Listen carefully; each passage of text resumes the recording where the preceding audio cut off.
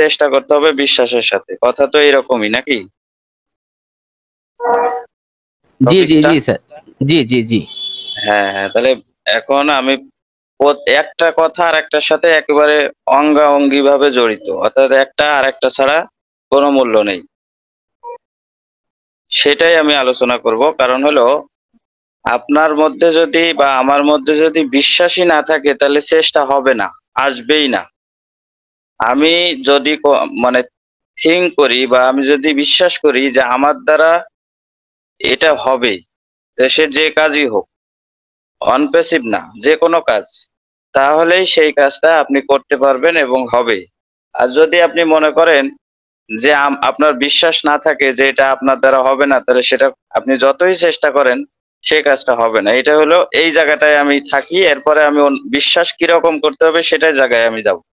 সেটা হলো, আমরা যারা মুসলিম ধর্মের আছি আমরা সবাই জানি যে আমাদের জাতির পিতা হযরত ইব্রাহিম আলাইহিস সালামকে আগুনের স্ফুলিঙ্গের মধ্যে ছুঁড়ে ফেলা হয়েছিল। আমরা তো সবাই এটা জানি। তো সেক্ষেত্রে আমাদের নবী করিম সাল্লাল্লাহু আলাইহি সাল্লাম অর্থাৎ ইব্রাহিম আলাইহিস সালাম ওই সময় উনি বিশ্বাস করতেন যে আল্লাহ তাআলা ওনাকে নিশ্চয়ই উদ্ধার করবে। এই বিশ্বাস ওনার মধ্যে ছিল। আর ছিল বলেই উনি একদম নিশ্চিন্ত আনন্দ চিত্তে ওই আগুনের মধ্যে উনি ওনাকে ফেললেও উনি খুব ওইখানে উনি নিজের যে ইমানদারিত্ব অর্থাৎ নিজের যে বিশ্বাস, নিজের যে আল্লাহর ভীতি এবং আল্লাহর প্রচারণা এবং ইসলাম মানে প্রচারণা, সেখান থেকে উনি বিন্দু পরিমাণ বিচ্যুত হন নাই এবং উনি নমরুদকে খোদা মেনে নেন নাই। উনি বরঞ্চ ওনার ধর্ম প্রচার করে গেছেন। উনি আল্লাহকে বিশ্বাস করে হাজির নাজির করে উনি আগুনের ভিতরে উনি কিন্তু ছিলেন এবং উনি তখন ওই সময় বলছেন যে চিৎকার করে যে আমি আগুন আমাকে কিছুই করতে পারতেছে না। ওনাকে আগুনে স্পর্শ করে নাই। উনি জান্নাতের মধ্যে ছিলেন, জান্নাতের বাগানে ছিলেন। তো আমরা যদি আমাদের জায়গা থেকে হতাম বা আপনি একটু মনে মনে কল্পনা করেন বা আমরা কল্পনা করে দেখি যে আসলে আমাদের বিশ্বাসটাকে ওইরকম, বিশ্বাসটা ওরকম হওয়া উচিত। এই জন্য কিন্তু এটা একটা নিদর্শন পৃথিবীতে। এরপরে যদি আমরা পরবর্তীতে আসি, ইসমাইল আলাইহিস সালামকে কিন্তু কোরবানির যে ঘটনা, আমাদের নবী মনে করেন ইসমাইল আলাইহিস সালাম উনার যে কুরবানি বিষয় নিয়ে যে ঘটনাটা আছে আমরা সবাই জানি।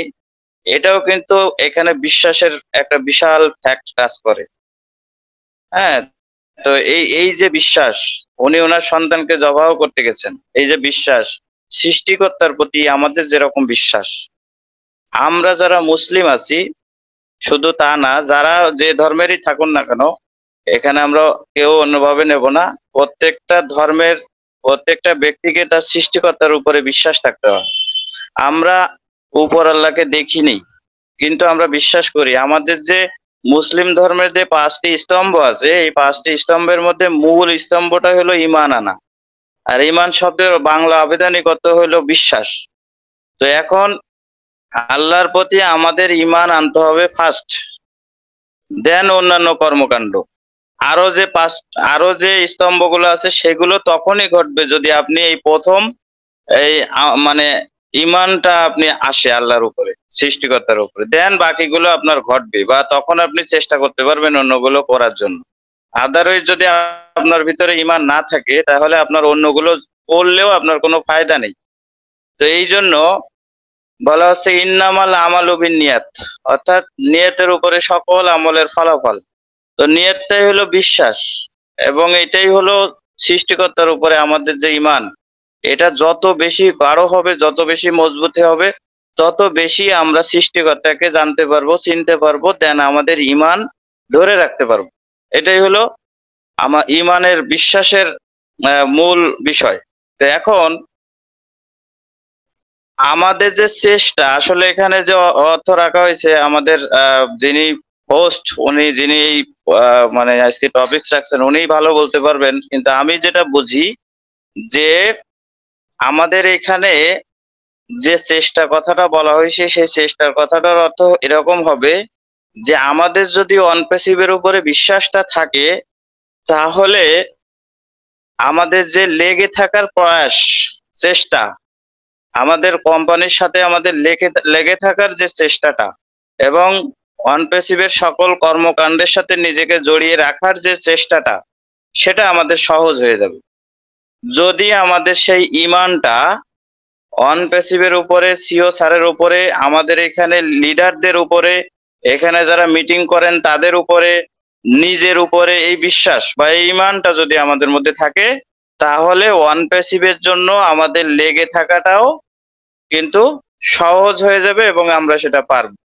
আদারওয়াইজ আপনারা খেয়াল করে দেখবেন, যার যত বেশি বিশ্বাস আছে সে তত বেশি এখানে অটুট আছে, মজবুতি আছে, এবং তার এখানে লেগে থাকার যে সময় নষ্ট করা বা তার এখানে কার্যক্রমের সাথে থাকা অ্যাক্টিভিটিস করা, এই যে আমরা বিভিন্ন কার্যক্রমের সাথে থাকি, অনেক সময় দেখা যাচ্ছে দূর দূরান্ত থেকে বিভিন্ন ফাউন্ডাররা তাদের সমস্যা নিয়ে আমার কাছে আসেন, আমি তাদেরকে সময় দিচ্ছি। আসলে এখান থেকে আমি কি নগদে কোনো ফায়দা পাচ্ছি না। ওই যে যেমন দেখেন, আমি সৃষ্টিকর্তাকে বিশ্বাস করতেছি কেন, যে আমি যখন মারা যাব সেই দুনিয়ায় আখিরাতে বিশ্বাস করতেছি। যখন আমি আল্লাহকে বিশ্বাস করতেছি, তারপরে সকল বিশ্বাস কিন্তু আমার আসতেছে। যেমন আমি আখিরাতে বিশ্বাস করতেছি মরার পরে আরেকটা জীবন থাকবে এবং সেখানে আমাদের বিচার হবে, শেষ দিনের একটা বিচার আছে, সেই বিচারে আমাদের কি হতে পারে, জান্নাত জাহান্নাম আমরা হিসাব করি। এই সকল কিন্তু বিষয়গুলো কিন্তু এই একটা বিশ্বাস, আল্লাহর উপরে বিশ্বাস, দেন আল্লাহর বিধানের উপরে বিশ্বাস, দেন ওই বিধান থেকে আমরা যে নিয়ম কানুন জানি সেইগুলো অনুযায়ী আমাদের আখিরাতে বিশ্বাস। ঠিক আছে? তো এখন এই যে দূর দূরান্ত থেকে আমার কাছে আসে বিভিন্ন ফাউন্ডারেরা আসে, তাদের সমস্যার কথা বলে, ফোন দেন, তো আমার ওই বিশ্বাসটা অনপেসিভের প্রতি আছে দেখেই আমি কিন্তু কি করতে পারি, আমি তাদেরকে সহযোগিতা করতে পারি। একটা দোকানে বসে চা খাচ্ছি, সেখানকার বিলটা দিতে আমার খুব ভালো লাগে। তারপরে দেখা যাচ্ছে যে আমি নিজের টাকা খরচ করে অনেক সময় দূরে যাচ্ছি, বিভিন্ন প্রোগ্রাম করতেছি, সেখানে অনেক লিডাররা তাদের পকেট থেকে টাকা খরচ করতেছে, আমি খরচ করতেছি, এই যে আমরা সবাই মিলে খরচ করতেছি, এই যে রাত জেগে আজকে 12টা পর্যন্ত আমরা এখানে প্রোগ্রাম করতেছি এবং প্রতিদিন করতেছি, এই যে কাজগুলো, অ্যাক্টিভিটিস গুলো, এইগুলো সবকিছুই ওই ইমানের ভিত্তিতেই করতেছি। এবং এই বিশ্বাসটা আমাদের সকলের আছে দেখেই আমরা আজকে এতগুলো লোক এখানে একসাথে বসে একজন আরেকজনের কথা শুনতেছি এবং একজন আরেকজনকে শুনতেছি, আমরা বলতেছি, আমরা নিজেদেরকে সমৃদ্ধ করতেছি। এই বিশ্বাস আছে বলেই আমরা এই কাজগুলো, এই চেষ্টাগুলো আমরা করতেছি, দেন এইগুলো ঘটতেছে। তো আজকের যদি আমাদের বিশ্বাসটা এরকম থাকার কারণে আমরা যদি এরকম হতে পারে, তাহলে অ্যাশ স্যারের বিশ্বাস, উনি বলছেন যে আমার মাইন্ডটা হচ্ছে স্ট্রং মাইন্ড, অর্থাৎ উনি বলছেন যে আমি ডু অর ডাই, আমি এটা করবো না হলে মরবো। এখানে উনি বলছেন যে you need to win it. উনি এখানে বলছেন যে এটা মানে এই যে উনি ফেল করছেন কথাগুলো, তখন কিন্তু ওনার কাছে একদম এগুলো কিছুই মনেই হয় না, যখন ওনার মাইন্ডসেটটা, ওনার ইমানটা এত মজবুতি থাকে। তো এই জন্য ওনার সিস্টেমের উপরে ওনার কনফিডেন্ট আছে, ওনার প্রোডাক্টের উপরে ওনার কনফিডেন্ট আছে। এই জন্য বলছে যে সিস্টেমটা আমাদের আসিতেছে, সেই সিস্টেম বা সেই প্রোডাক্ট গুলো মোর দ্যান পাওয়ারফুল। এই যে দেখেন, তার এই বিশ্বাস ছিল বলে সেই পাওয়ারফুল সিস্টেম উনি তৈরি করতে পারছেন। এত সমস্যা, এত ঝড়ঝাপটার যাওয়ার পরেও উনি কিন্তু পারছেন। দেখেন, অনেকে কিন্তু তার জীবদ্দশায়, অর্থাৎ শুরু থেকে জীবনের মানে শুরু থেকে শেষ পর্যন্ত মানুষ কত ধরনের সমস্যার মধ্যে দিয়ে কিন্তু যায়। সবাই কিন্তু সোনার চামচ মুখে দিয়ে পৃথিবীতে আসে না, সবাই কিন্তু একই রকম জীবনযাপন করে না।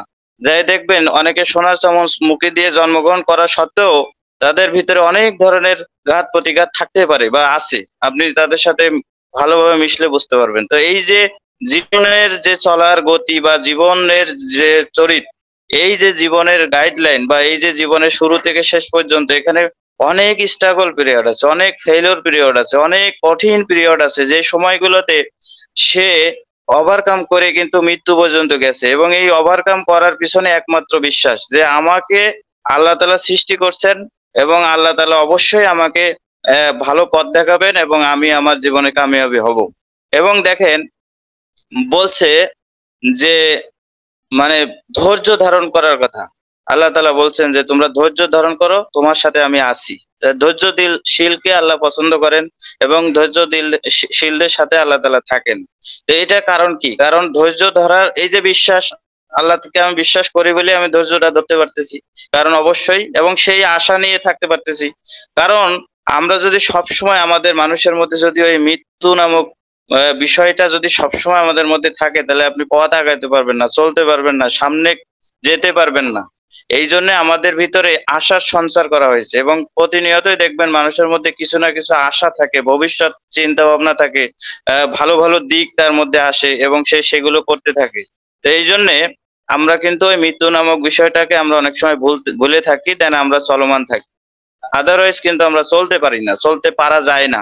তো সেই জন্যে আমাদের ঈমান এবং চেষ্টা একটা আরেকটার সাথে জড়িত। আপনি যখনই ঈমানদার হবেন তখন আপনি চেষ্টা করতে পারবেন, আর সকল কিছু আপনার জন্য কি সহজ হয়ে যাবে। ঠিক আছে?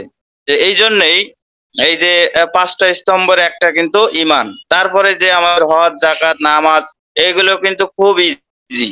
এগুলো কিন্তু অটো হয়ে যায়। কারণ আপনার জীবনে যদি অর্থ না থাকে তাহলে কিন্তু আপনি হজে যাওয়া আপনার জন্য ফরজ না। আপনার দেখা যাচ্ছে যে আপনার যদি অর্থ না থাকে আপনি কিন্তু যাকাত দেওয়াটাও আপনার জন্য ফরজ না। এটা তখন আপনি মাফ পেয়ে গেলেন। এই যে বিষয়গুলো কিন্তু ইজি হয়ে যায়। তো এই জন্যে একমাত্র ঈমানদার যারা আছে তাদের জন্য সবকিছু সহজ। তা আমরা যদি আমাদের কোম্পানির যে এই যে অনপেসিভের উপরে, সিও স্যারের উপরে, সিস্টেমের উপরে, কোম্পানির উপরে এবং আমাদের সকলের উপরে যদি আমাদের বিশ্বাসটা ওই রকম মজবুতি হয়, ওই ইব্রাহিম আলাইহিস সালামের অগ্নিকুণ্ডে ফেলে দেওয়ার মতো, হ্যাঁ, তাহলেই কিন্তু আমরা আমাদের সাকসেসের জায়গায় অবশ্যম্ভাবী আমরা যাব, আর নিজেদেরকে ধরে রাখতে পারবো, লেগে থাকতে পারবো, দেন আমরা কামিয়াবি হব। তো আজকে আর বেশি কথা বাড়ালাম না। আল্লাহ হাফেজ। ওভার টু রুহুল কুদ্দুস রিফাত ভাই।